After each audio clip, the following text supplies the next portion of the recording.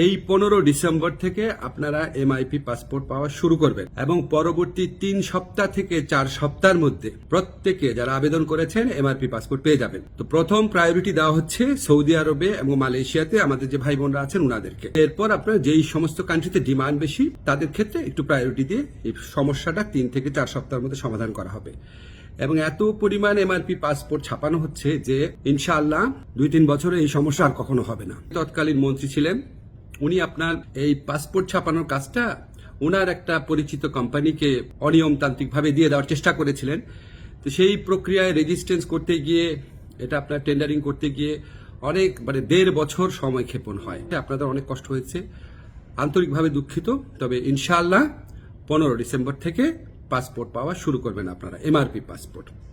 আর ই পাসপোর্টের ক্ষেত্রে আপনাদের সহযোগিতা করার জন্য আমাদের ডিসিশন হয়েছে যে এখান থেকে দরকার হলে টিম যাবে বায়োমেট্রিক ডেটা নেওয়ার জন্য, সেগুলি আপনাদেরকে পরে বিস্তারিত জানানো হবে। প্রবাসী ভাই বোনদের জন্য প্রতি আমাদের অনেক দায় রয়েছে, অনেক কাজ করার ইচ্ছা আছে, কিছু কিছু চেষ্টা করছি। আরও কোনো কাজে অগ্রগতি হলে আপনাদের জানিয়ে দেব।